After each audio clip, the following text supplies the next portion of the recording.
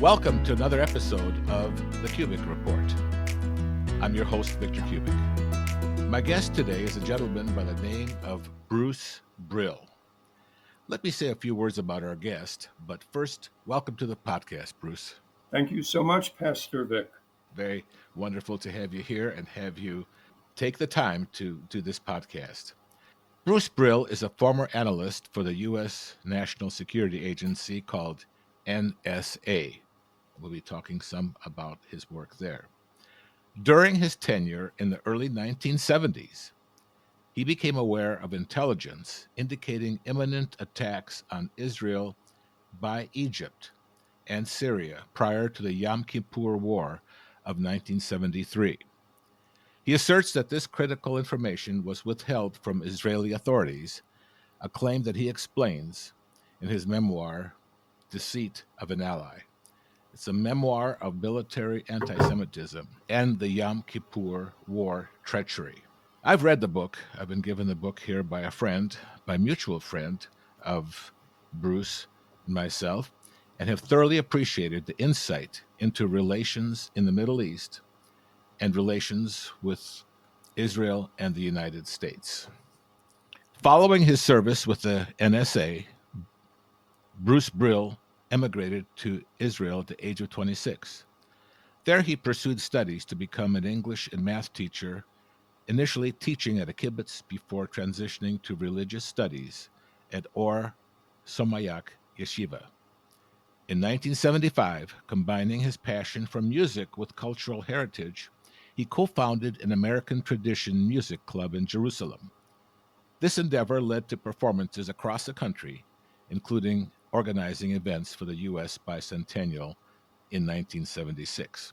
And that is how I have come into contact with him through one of his cohorts, Nefti DeLeon, who I know from here in Indianapolis now, who connected me to the book, Deceit of an Ally, actually through his wife. So that's how we've come to this podcast. Bruce has been published in the Jerusalem Post, Washington Times, Christian Science Monitor, Midstream, Jewish Spectator, Jerusalem Report, among other publications. Bruce's experiences offer a unique perspective on complexities of international intelligence and the personal journey of a man deeply connected to both his American roots and his Israeli identity. So we're glad to have you here on this podcast. I've just gotten to know you only in the past month, and that is through your writings. I have read your book, Deceit of an Ally. So we're glad to have you here. Bruce, is there anything more you would like to say at this stage here about yourself that is relevant right now? Well, I think you touched on many of the main points. Perhaps the only thing that I would add is that in retrospect, I think I might have been the only Jew in uniform working in G6. That's the division at NSA that focused on the Middle East, mostly Arabic-speaking countries, and of course, Turkey and Iran, which are not Arabic, and Israel. I might have been the only Jew in uniform at that time. Well, I have found it very interesting reading the book, not only from the standpoint of the main theme and point that you make in it, which we'll be getting into, but I just found it very interesting for background of what the NSA was, what it was like in interfacing your enlistment. And it was just very interesting that you had enlisted in, I believe it was 1971, and you were right there in the NSA during the Yom Kippur War, which I remember very well. I was just starting out in my ministry. I was, this was about in 1973, about 25, 26 years old. And I just remember it so well. On Yom Kippur, we observed the Feast of Tabernacles, which is just after that. And I remember that was big news in the messages and sermons that we were giving. But this was a big event because 2,600 people died as a result of some miscalculations or some deceit, as you call it in your book, in what had happened. So Uh, please tell us more. yeah, so the name of the book maybe is a little bit problematic because it sounds un-American, but it's the furthest thing from being un-American because I'm proud to be an American. And my friend and host, Gene Porter, can testify to that. How could it be un American? I wasn't drafted, I enlisted in the Army during wartime for 4 years. So Hmm. there's nothing unpatriotic about that, particularly at that time when soldiers coming back from serving in Vietnam were lucky if they weren't spit on. And today, things have changed so radically that I'm overwhelmed by people saying, "Thank you for your service." It's like an automatic knee jerk response that didn't exist 50 years ago. So, the title of the book, Deceit of an Ally, perhaps is somewhat misleading, and that it somehow, unfortunately, sounds un American, but it's not. The ally was represented, unfortunately, by a cabal within NSA, a secret cabal, secret offices, departments that were called the Jew Room, a total misnomer, where Jews Hmm. were not only not allowed entry, but we're not even supposed to know that these rooms existed. That was secret. Well, taxpayer funded, and they work against American policy. What could be more un American about that? Hmm. So, my book exposes this cancer that was 50 years ago in NSA. And one would think, or one would have thought before October 7th, that this cancer no longer exists. But after October 7th, 2023, it sure smells like what happened 51 years ago happened again. And there are other indications that this could be, or probably is, the reality. What I have found, in fact, I was giving a sermon on the day that the attack occurred on October 7th. It just brought back memories of something, what had happened 50 years ago. Was it a coincidence? Almost to the day, the Yom Kippur War started on October 6th. And then 50 years later, on October 7th, Israel was attacked by Hamas. And what we can't figure out is just what is the relationship of the United States to Israel. It's hot and cold, and yet it's very strategically aligned. And the United States supports Israel for strategic purposes. Israel is not even supposed to exist, and it's a country that was formed in 1948, just a year after I was born. And it seems like it has a particular purpose that is upheld, but its relationship to the United States has been very, very hard. And yet, the United States has been supplier to Israel of the top flight arms. They give them the best armaments in fighter jets and everything else. You just can't figure out, from what you had written in your book, why there would be this anti-Semitic bent. You might also, Bruce, as you continue on here, tell us what the NSA is. Maybe our listeners don't fully understand what it is, but I Okay. found out more about the NSA just by reading your book, and also listening to another podcast. The NSA, you say, is larger than the CIA. What is it? What does it do? Okay. Uh, Before I go into describing NSA, I just want to say that you, as a pastor, know that even an individual has good and bad within us. And same thing with the United States. It's not the United States that has a certain direction vis a vis Israel. There are many elements within the United States.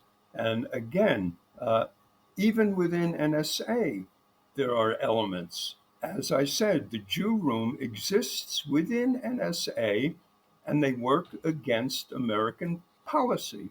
Whether they exist today or not, it sure seems real that they do. I can't say for certainty that the Jew room today exists in NSA. I was assured by my congressman that he checked and he was told by his sources that the Jew room had been disbanded. I asked him, when was it disbanded? And although you're my congressman, I'm from Missouri. Show me, prove it to me. And he couldn't do that. So 50 years ago, the Jew room did exist. And I bore witness, I'm a living witness that the Jew room did exist then. And it sure seems like it exists today as well, in spite of what my congressman was told by his source. Okay, what is NSA? I didn't know what NSA was until I became a member. And I was sent there by Uncle Sam after graduating from Arabic language school at the Defense Language Institute, West Coast. We called it Dillywick. So many terms in the US Army are acronyms, and Dillywick was no exception. And this was after Arabic language school and after weeks of security training at Goodfellow Air Force Base, and then sent to NSA. And NSA kept such a low profile that at that time, very few Americans even heard of NSA. They would say, "Oh, is that the space agency?" Confusing it with NASA. So, no, nobody heard of NSA. When I say nobody, I mean 90% of Americans never heard of NSA back then. This is pre-Edward Snowden. Post-Edward Snowden, it's become common parlance. Everyone knows NSA today. Back then, we used to joke and say that NSA meant no such agency because we were told to keep a low profile and never say what we did or where we did it. And we Hmm. spied on everybody. At first, I was working as an intelligence analyst in the Arabic section. And although I was trained in Egyptian, they put me monitoring Syrian Arabic, which is very, very different. So, talking about efficiency in the American government, which everyone is speaking about today, boy, they could have done a job even back 50 years ago. However, I was moved to the what was called in the 1960s special Arabic because it's Hmm. not nice to spy on friends.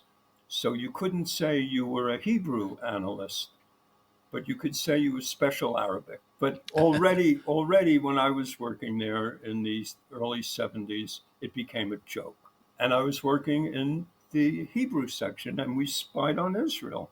It's not like we spied, that's a dirty word. We were collecting data, collecting Hmm. intelligence. In fact, there were Jews that worked in the Hebrew section that quote unquote spied on Israel. One was the assistant supervisor. He had converted to Judaism. And the other was an Orthodox Jewish girl from, I was about to say Pikesville, uh, an, an outskirt of, uh, of Baltimore. So there were Jews that were working collecting intelligence from Israel. I am really intrigued. All my life, we have our church teaches about, of course, the Bible is written from the center point of uh, epicenter is Jerusalem, the Middle East, Correct. and also the various tribes of Israel, including Jews, which is one of several. I've taken a lot of interest in that from the standpoint of not only history, but also prophetically what is spoken of. But the Jews have a very, very special place ethnically in the world in that they're everywhere. You can tell where they are. Australia, Cincinnati, New York, of course, which has as many Jews or more than Israel itself. They're everywhere. I have traveled around the world and seen synagogues that have been there since the Babylonian captivity, people that go back a long, long ways. And I'm just amazed as to how they have hung on to their culture, how they have hung on to their language, to their script, to their keeping the Sabbath. Do you have any insight into just what is a Jew and why are they so special? I know that so many nations that when one nation absorbs another nation, their ethnicity is lost. When you think of Americans, you don't think of Norwegians, you don't think of Finns, you think of just Americans. But with Jews, everybody knows their Jewishness. Hitler knew the Jewishness of the people. That's why he was able to identify and kill so many people. Can you offer any insight here? My dad had a very Jewish sense of humor, and one of the Jewish uh, senses of humor is that we know how to laugh at ourselves. And you, it made me think of my dad when you said that Jews are all over the place, and my dad would add, "Yeah, just like dog crap." I don't know if that'll make the podcast, but it's interesting. But that's a Was it? Jewish sense of humor to be able to laugh at yourself. Okay, Yeah. no, to get serious. Um, I grew up in a secular Jewish home. Both my parents were Jewish.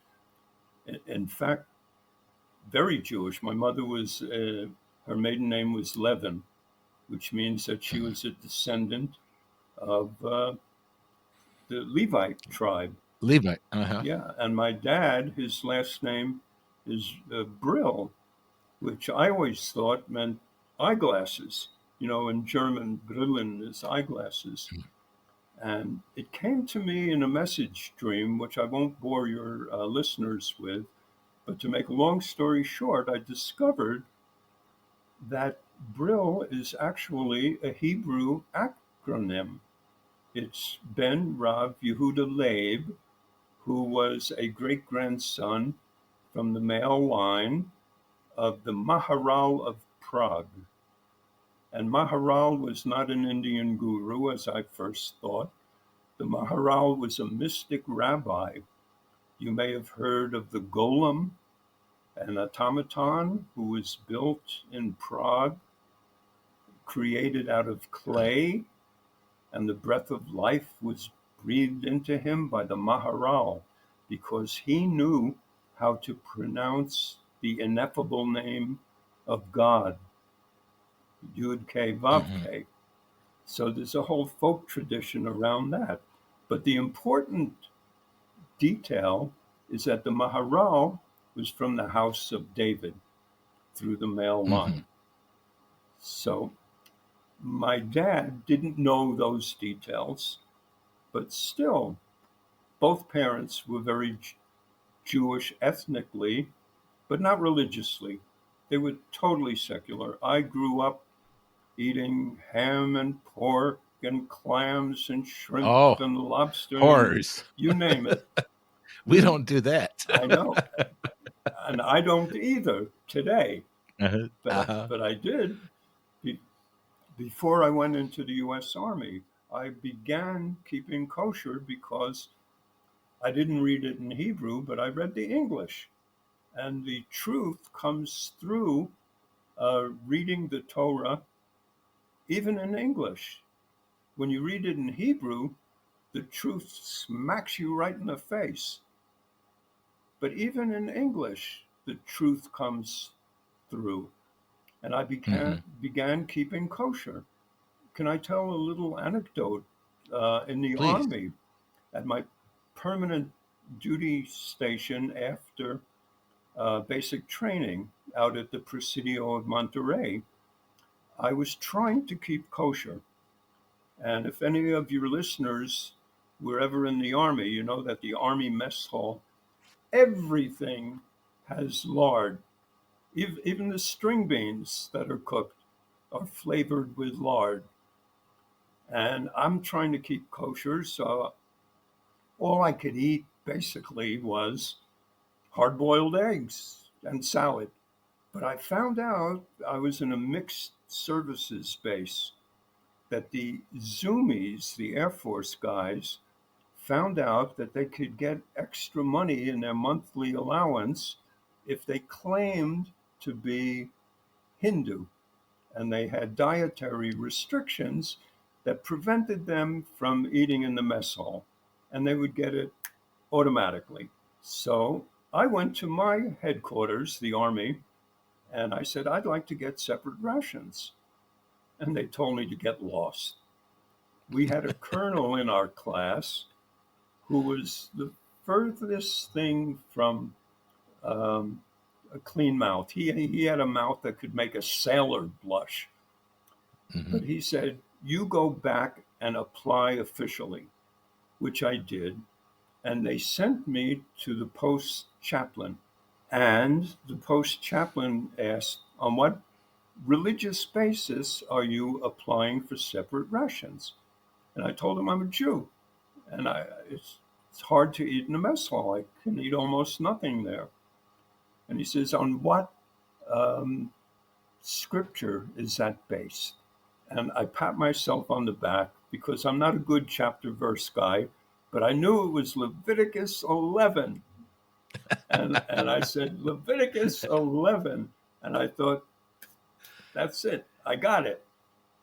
He opens his Bible to the New Testament and he reads, and Jesus said, it's more important what comes out of your mouth than what goes into your mouth. Never mind, this is what rabbis say too. Hmm. And where did Jesus, I mean, where did he learn it? He was a rabbi. Of course he would say that. But anyway, he denied my application for separate rats. And the colonel heard this story, and you could see the smoke coming out of his ears. He hoofs it down to headquarters. Inside of 20 minutes, a runner comes into our classroom. Specialist Brill, you're required to report to headquarters. They had the separate rations approved and all written up to give me, thanks to the colonel, not thanks to the post chaplain. That's quite a story, and that's in your book.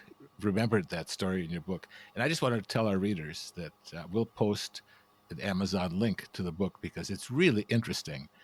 It's interesting from different standpoints, maybe even different from what Bruce thinks is interesting in it. But I just found stories like this to be fascinating.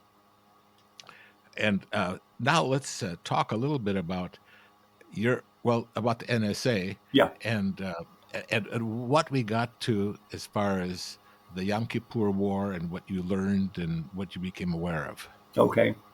So at the time, I was working in the Arabic division, and I can't tell you exactly what I did, but what I can say is that I was basically listening to Arab anti aircraft monitoring and plotting out Israeli overflights of Lebanon, Syria, and northern Jordan. That was my job. It Hmm. took about 20 minutes to complete each day. And my real job was to look busy for the rest of the 8.5 hours. And so at the time, uh, I'll give the details. I was getting occasional treatment on a neck problem. And that's where I was Thursday afternoon at 2 o'clock when my supervisor calls down to the medical clinic, and the nurse tells me, Specialist Brill, you have a phone call. And I pick up the black phone. The color is important. I pick up the black phone, and it's my supervisor. And he says, "You're thinking of going home right after your clinic visit?" And I said, "Yes." And he says, "Don't even think about going home this weekend because we have a war on our hands for real this time, and the blank hits the fan on Saturday." I said, "You must be kidding. We've had these false alarms earlier in the year." He said, "No, this time it's real." I said, "You got to be kidding. How can you know it's real?" And he says, "It's a thou," which meant there's no doubt. So we knew. We knew, and I wasn't the first to know. I didn't get it firsthand. I got it second or third hand. So people that were monitoring these intelligence were aware before I was. Maybe hours, maybe days. I don't know. That I don't know. But I was aware on Thursday at 2 o'clock that the blank hits the fan on Saturday. Hmm. So now, years later, it bothered me. It bothered me because on the first day of the Yom Kippur War, because I filled in the rest of those 8 hours looking busy, one of the things I did was I began learning special Arabic, Hebrew. Hmm. And so I was one of the few linguists that could gist both Arabic and Hebrew. So I had a special assignment to monitor what was going on in the battlefield. And among other things, I pick up Israelis on the front line. And what I learned, and I can't go into detail because the Pentagon reviewed my book, and I'm so proud that the Pentagon approved it for publication, given that I redact what they require that I redact. I'll give you an Hmm. example. This was the largest section of redactions, but throughout the book there are redactions. So I'm listening to the Israelis on the front line, and I realized that they were caught with their pants down around their ankles, Hmm. and it looked like Israel was not just going to lose battles on the first day of the war, but the existence of Israel was in dire straits Hmm. because of the surprise. And this bothered me. How could it be that we knew a vow that Syria and Egypt were going to attack Israel, but Israel didn't know? How could that be? It bothered me for years and years. And finally, about getting close to 7 years ago, I picked up a phone and I called Eli Ze'ira, General Eli Ze'ira, who was the then head of Israeli military intelligence, because he was the only man who knows the answer to the question. And he's almost 90 years old, 7 years ago. He's Hmm. 97 today, and he's still alive. The good die young. So I pick up a phone and I call him and I tell him that I have a story to tell him. But really, what I wanted to visit him to hear his story, because he would be the only person, or one of the few people, who would know how this came about. And what he confided in me was that he got American intelligence assessments from his American colleagues, the higher ups, the American generals. There's nothing to worry about before the war broke out. This is what he confided in me. And I told him, you're a general, the head of military intelligence. You didn't know. But here, sitting across the kitchen table from you, is somebody who's not even a sergeant, a lowlife in the military, who knew days and days before. How do you explain it? And the way he explained it to himself, I believe, is that he thought I was lying. And I got this from a common friend, that he thought that I must be lying, that I was making this up. Unfortunately, I'm not making it up. So I wrote an article about this, and I took it to a respected Israeli daily. And the editor asked me, um, "This is explosive. Did you record him?" And I said, "No." He said, "Did you have a witness with you to hear this?" I said, "No." He hands me back the article and says, "No one will believe you." Hmm. So I tell this to people, and they say, "Bruce, you have to write a book." And that's what I did. I think the book was filled with your passion of love for your people, and also for the unnecessary death of 2,660 men there in that war on that day of the Yom Kippur War. I mean, Is, Israeli men. These are Israeli is deaths that were uh, unnecessary. mhm. That's the real sad part, is that the deaths were unnecessary. So why, Bruce? I know I had asked you previously. It seems a little bit fuzzy, even with the whole story of the Middle East, because it is so complex. I mean, you have alliances, amazing alliances among people, amazing conditions which are in progress right now in Gaza, in Israel, where it's hard to explain who's your friend today and who's your friend tomorrow. But what conclusions have you come to as to why this bias would be there with somebody who was supposed to be our friend? What conclusions that you have come to, and why would somebody stop that knowledge from getting to the Israeli army? Okay, so this is exactly the question that I asked Eli Zaira. I said, these American generals that you were in touch with, that you got these intelligence assessments from, they duped you. And he said, no, they loved Israel. So the conclusion is that they themselves were duped.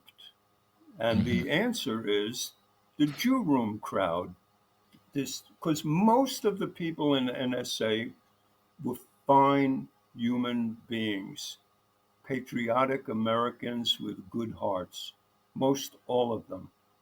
But this secret cabal within the agency that's unmonitorable, as I said before, taxpayer funded, unmonitorable, working against American policy, working to screw Israel.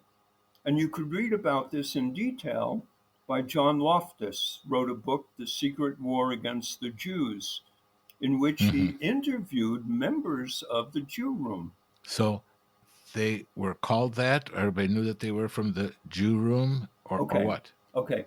I discovered the existence of the Jew room before I knew it was called the Jew room.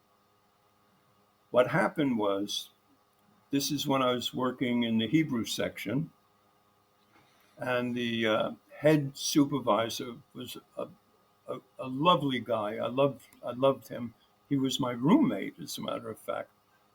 But he had a weakness for alcohol, and we had a social event for the whole department outside the agency, and he got soused and began doing something that you're not supposed to do, talking about the job outside the agency.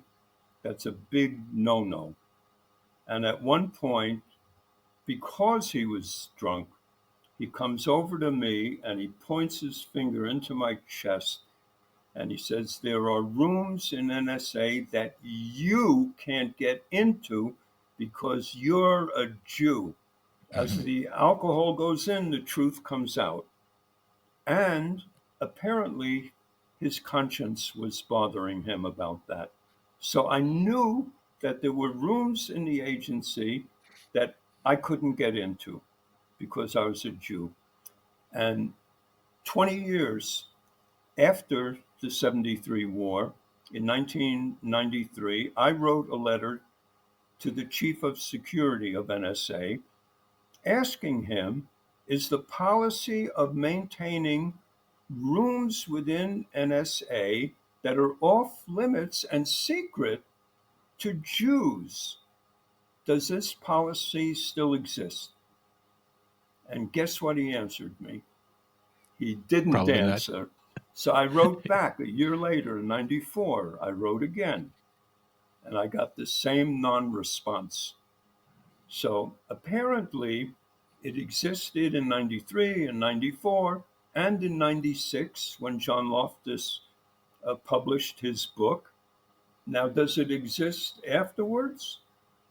After October 7th, 2023, it sure smells like it.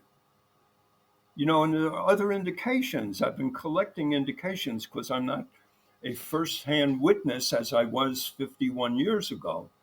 But why was the then head of Israeli military intelligence, Aharon Haliva, on vacation in Eilat on this very troublesome weekend when there were all kinds of indications, worrisome indications, that something is afoot?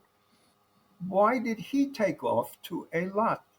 Maybe because he, like Eli Zaira 50 years before, got comforting assessments from his American trusted, quote unquote, colleagues that there's nothing to worry about. So the question is, and I say, I call them the ifs and the conclusion.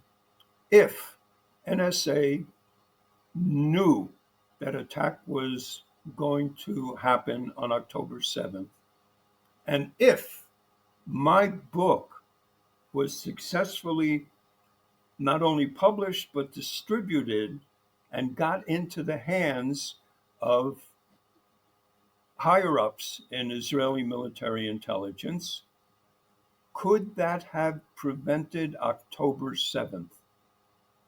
And the answer from several Israeli military historians is yes, of course. It could have prevented October 7th.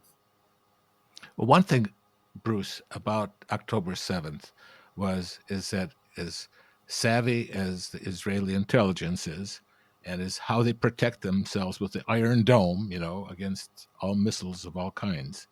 How did this take place? It was a total surprise. And how many people were killed that day? 1,300 or so.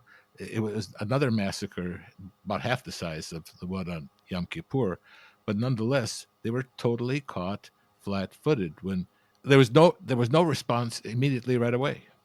Right. Um, I'll try and get some more clarification on that. I know that a general who actually lives in Tekoa, which was my home, um, would have the answer to that because he was somehow responsible or involved in taking a special forces unit out of the Gaza envelope and bringing them elsewhere just before October 7th. And why, all kinds of conspiracy theorists are collecting these kinds of details and asking why. My big why is why, in spite of all the indications, particularly of the female observers along the borders of Gaza, trying to alert their higher ups that something is afoot. My why is why did the head of military intelligence decide to take vacation in Eilat that particular weekend? And I'm telling you, I don't think that he was part of any conspiracy. And I'll tell you Hmm. why. Because I saw his resignation speech, the whole thing from the beginning, which was not aired on any Western news media or any Israeli news media, but on obscure news media, the Hindustan Times, they showed it from the beginning. And Pastor Vic, he broke down and cried. It makes me, I'm choked up thinking Uh-huh. about, seeing this general, this Rambo of a man, break down and cry. I don't think he was part of any conspiracy. I have a son. My youngest son is in a special forces unit, and I don't drive on Shabbat. I don't kindle a flame by Hmm. igniting the motor. But that Shabbat, I drove him into Jerusalem. He had to basically fly up to the northern border because Hmm. there were threats from the Hezbollah. And I flew him into Jerusalem that day. And he served most of 2024. He was on emergency call up, not only along the Lebanese border, but in the Golan Heights, and then into Lebanon, and most recently into Syria. Huh. And so I'm so concerned. He's 30 years old. He's serving right up with so many of his army buddies, and over 900 soldiers, Israeli soldiers, have been killed so far. In this war. Uh-huh. And it breaks my heart that it took them 17 months to do what I suggested on October 8th. Blockade Gaza. No gas, no food, no water. Turn to the world and say, world, this is your problem. Get our hostages out. And finally, after 17 months, they're waking up to regarding this as the proper method of dealing with this. I was reading some of the things that you had sent me. One of them was a plan for relocating the people in Syria. Is there any anything that could be done logically or in a way that would really produce some long lasting good? Right. Well, I think the person to ask would be the great humanitarian. And how many Herbert people, Hoover. Herbert Hoover, how many people know that the great humanitarian was a man named Herbert Hoover? How many people know that? But Herbert Hoover had a plan to relieve the plight of Palestinian Arabs way back in 1946 and 1948.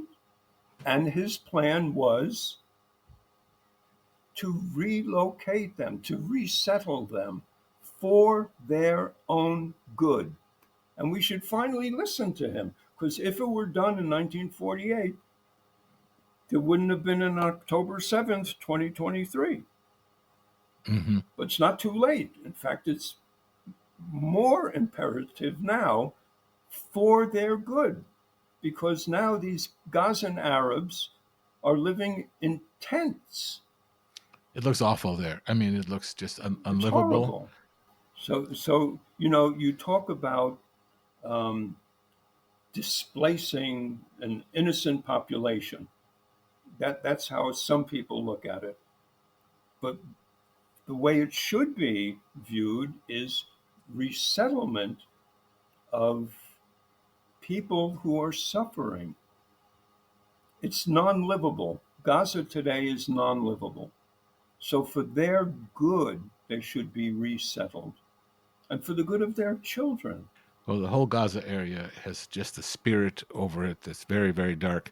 I had been to Gaza one time when I visited Israel after graduation from college, and touring all of Israel, from the Sea of Galilee up to the Lebanese border, all the way down to Solomon's gold mines. The drive through in Gaza was so different. the people were so different. The way they looked at us, it was a hostile area. We were told not to get off the bus. It's troublesome because these people are suffering, and the people, it's not even their fault, so to speak. It's the way they've been set up for this, and it has to be of the spirit before we can have any kind of peace in that Pa- area.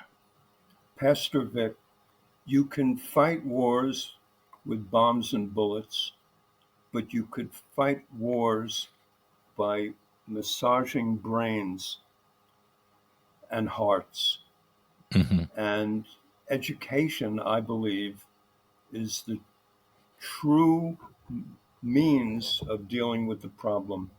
Just like the Nazis in Germany after World War II, it was America who imposed the denazification program on Germany and Austria.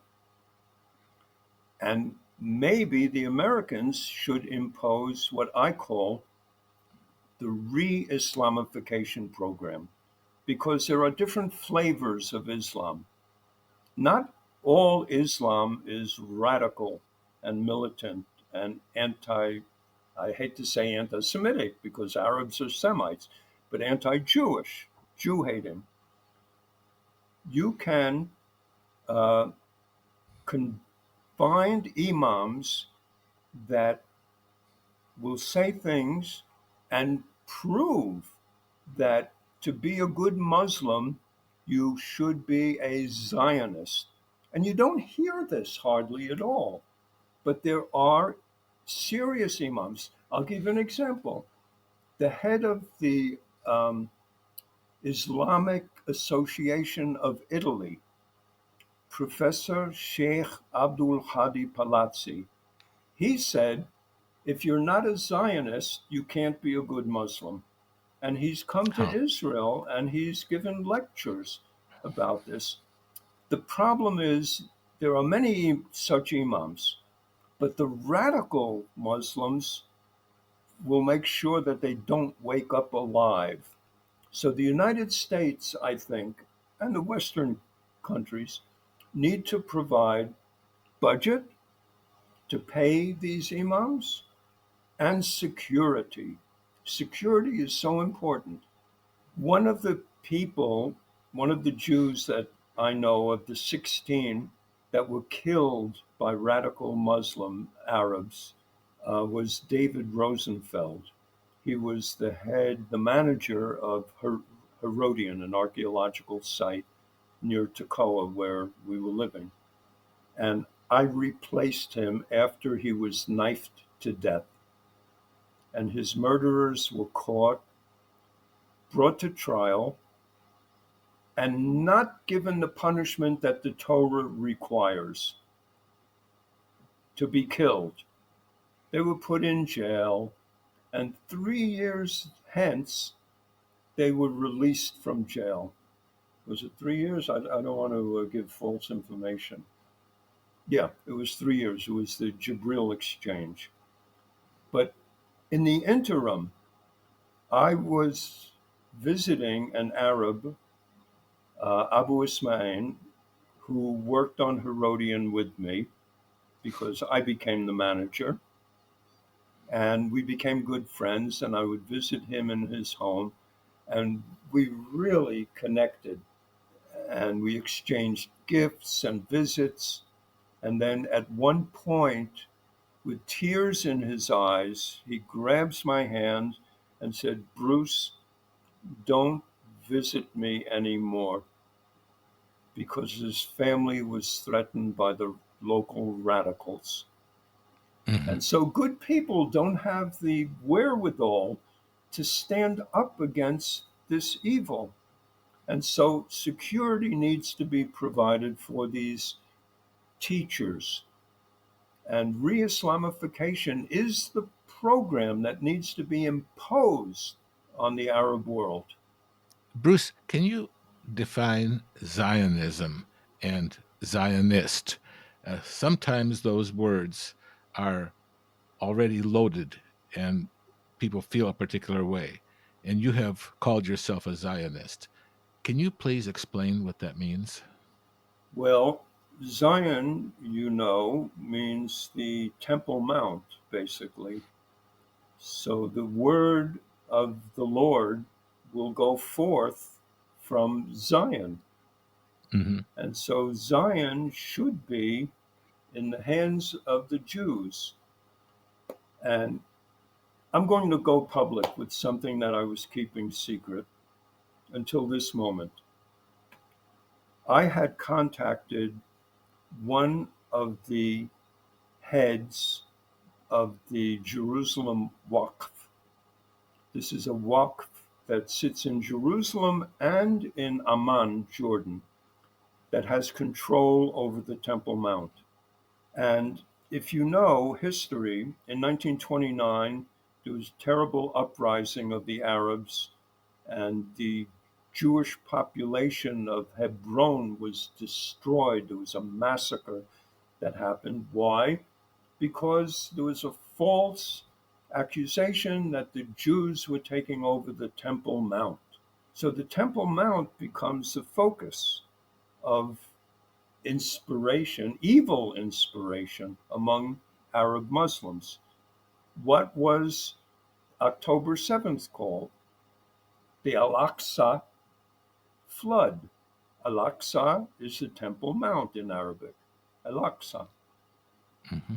So I proposed to him, and this is one of the seniors, and if I could remember names, I would disclose his name, but I'm not going to.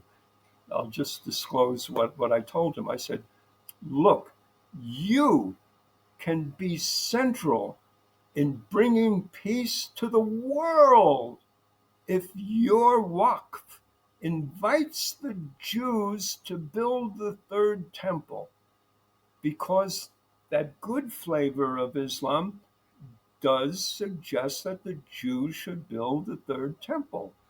Hmm. And he says, we can't do that. I said, why can't you do it? You don't have to mention my name. Don't mention my name at all. It'll come from you, and you'll be given credit, and your Waqf will be given credit for bringing peace to the world.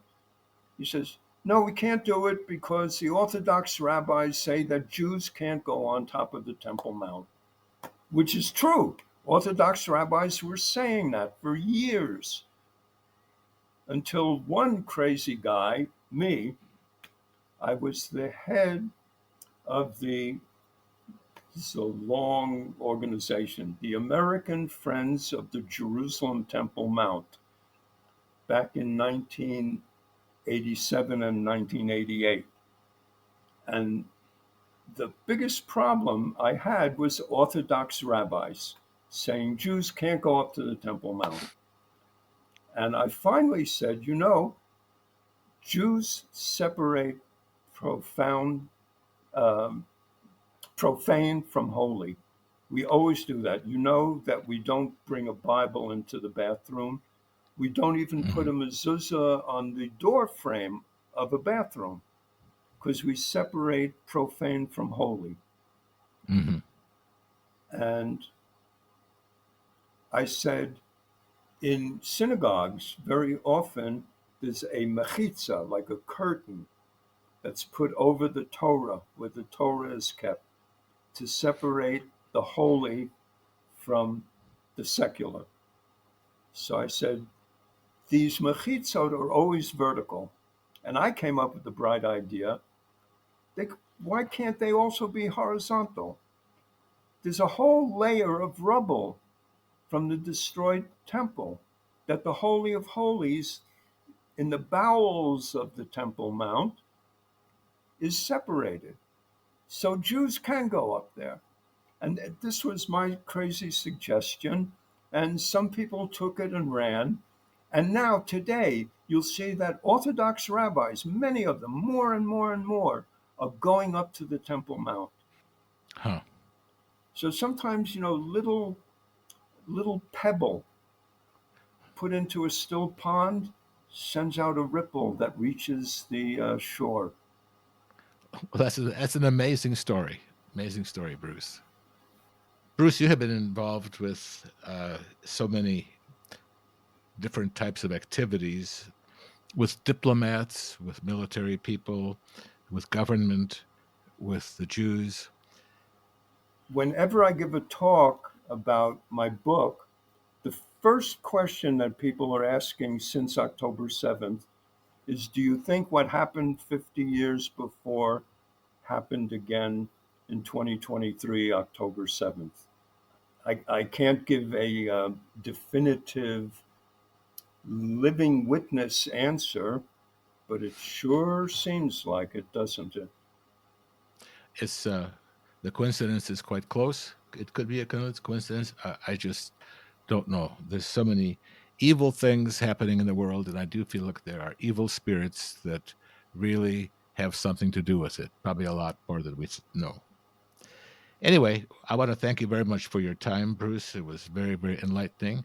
It's been a pleasure to meet you through Nefty De Likewise. Leon. We really do appreciate this, and I know that they'll love the podcast. I'll be seeing them this Sabbath. I will feature your book in the show notes of this podcast with a direct link to Amazon, where they can order it. So, thank you so much for joining us today. May God bless you, and we'll be praying for your son's safety. He's in the IDF in Israel right now. My son and every Israeli young man that's in the IDF. Okay. Thank you so much for your kindness. Thank you, Pastor Vic. Thank you for joining us today. Please share this podcast and tell your friends about it. We can be found on a variety of platforms, including Spotify, YouTube, Podbean, and most other places where you get your podcasts. You can easily find us on any browser by simply typing in The Kubik Report. You can reach me by email at vic@kubik.org. vic@kubik.org. Have a great day.